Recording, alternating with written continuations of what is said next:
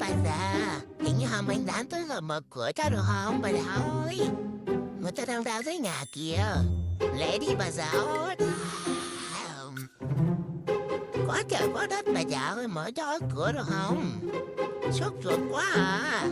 Bà già, mở lẹ đi, người ta sắp đi qua rồi.